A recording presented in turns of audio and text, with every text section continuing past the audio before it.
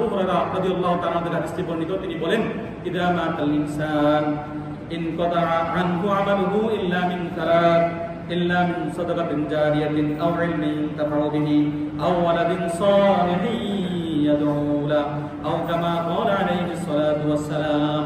একজন মানুষ যখন মৃত্যুবরণ করে সব আমল তার বন্ধ হয়ে যায়, ইল্লা মিন সালাত, তিনটি আমল তার জারি থাকে।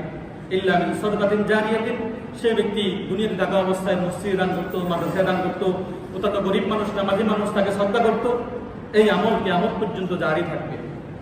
আও ইলমি ইউনতাফাউ বিহি, অথবা সে শিক্ষক ছিল মামুন ভাইয়ের মতো, মাদ্রাসায় পড়াইতো, অনেক ছাত্র করছে, ওই ছাত্রগুলি আরেক ছাত্রকে পড়াইলে যে সওয়াব একটা অংশ ওই শিক্ষকের নামে যাবে।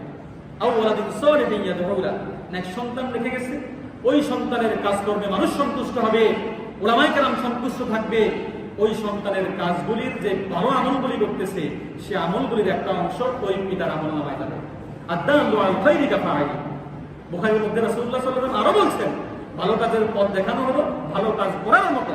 নেক সন্তান রেখে দেওয়া মানে হলো নেক সন্তান তিনি মরে গেলেও নেক কাজের মধ্যে এখন আছে।